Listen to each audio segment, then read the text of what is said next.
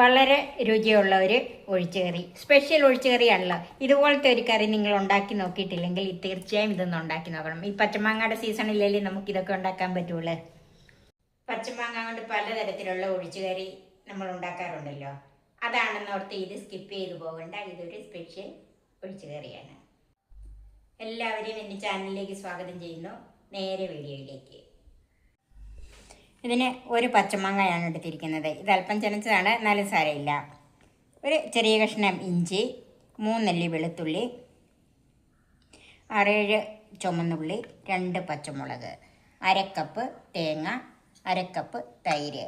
ഇത് മാങ്ങ പുളിയുള്ളതാണെങ്കിൽ പുളി കുറഞ്ഞ തൈര് എടുക്കണം. മാങ്ങ പുളി കുറഞ്ഞതാണെങ്കിൽ അല്പം പുളിയുള്ള തൈരാകാം.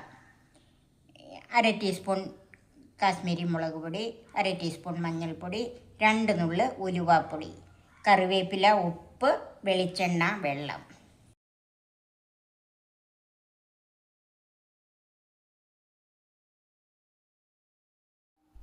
മാങ്ങ അത് ഇതുപോലെ അരിഞ്ഞ് വെച്ചിട്ടുണ്ട്. പകുതി ഇഞ്ചി അരിഞ്ഞ് വെച്ചിട്ടുണ്ട്. പകുതി ഇഞ്ചി കടുക് വറുക്കാൻ ചേർക്കാനാണ്. അതുപോലെ 2 വെളുത്തുള്ളിയും കടുക് വറുക്കാനുണ്ട്. 4 ചുവന്നുള്ളിയും കടുക് വറുക്കാനുണ്ട്. ചുവന്നുള്ളിയും പച്ചമുളകും എല്ലാം അരിഞ്ഞ് വെച്ചിട്ടുണ്ട്. ഇനി ഇതേ മാങ്ങ എല്ലാം കൂടി ഒന്ന് അരച്ചെടുക്കണം. അതിനൊരു മിക്സിയുടെ ജാറിലേക്ക് മാറ്റാം. മാങ്ങ, പച്ചമുളക്, അരിഞ്ഞ് വെച്ച ചുവന്നുള്ളി, ഇഞ്ചി, ഒരു വെളുത്തുള്ളി, ഇതെല്ലാം കൂടെ അരച്ചെടുക്കണം. ആദ്യം നമുക്കിതൊന്ന് ചതച്ചെടുക്കാം.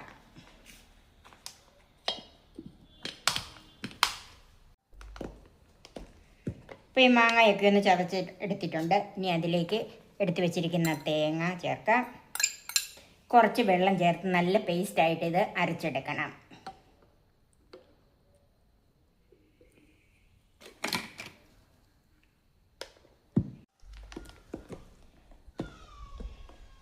മാങ്ങായും തേങ്ങായും എല്ലാം നല്ല പേസ്റ്റായിട്ട് അരച്ച് വെച്ചിട്ടുണ്ട്.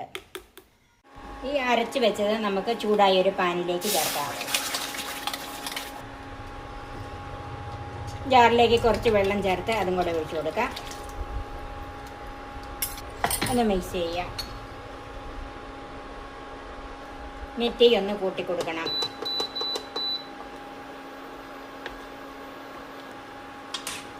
ഇതിലേക്ക് ഉപ്പ് ചേർക്കാം.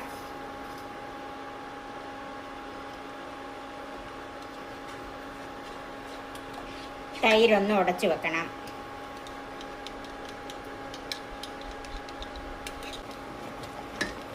ഇതിലേക്ക് ഉലുവാപ്പൊടി ചേർക്കാം. ഒരല്പം കറിവേപ്പിലയും കൂടെ ചേർക്കാം. ഇപ്പോൾ ഇഞ്ചിയും പച്ചമുളകും ഇതെല്ലാം നമ്മൾ പച്ചയ്ക്ക് തന്നെയല്ലേ അരച്ചത്. ആ പച്ചക്കുത്തലൊന്ന് മാറി കിട്ടണം. ഏകദേശം ഒരു 5-6 മിനിറ്റ് ഒന്ന് തിളപ്പിക്കണം. തീ ഒന്ന് കുറച്ച് വെച്ച് കൊടുക്കണം.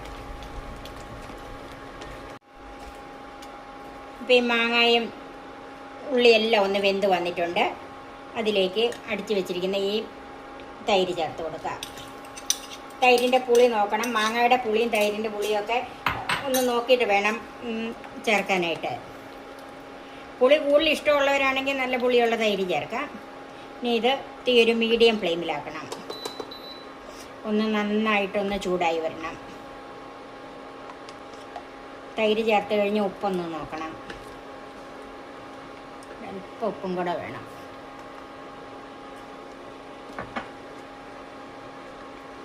തൈര് ചേർത്ത് കഴിഞ്ഞ് ഇനി തിളക്കണ്ട.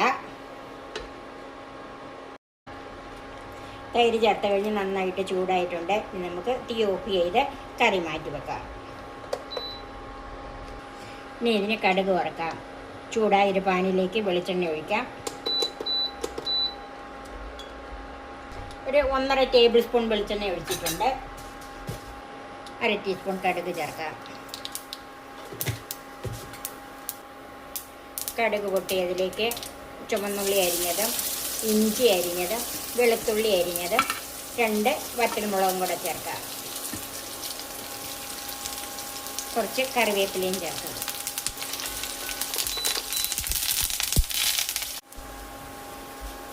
ഉള്ളിയൊക്കെ ഒന്ന് ചുമന്ന് വന്നിട്ടുണ്ട്. ഇനി നമുക്ക് തീ ഓഫ് ചെയ്യാം. അതിലേക്ക് എടുത്ത് വെച്ചിരിക്കുന്ന മുളക് പൊടിയും മഞ്ഞൾപ്പൊടിയും ചേർക്കാം. ഈ ചൂടിൽ കിടന്നൊന്ന് മൂത്ത് വന്നാൽ മതി.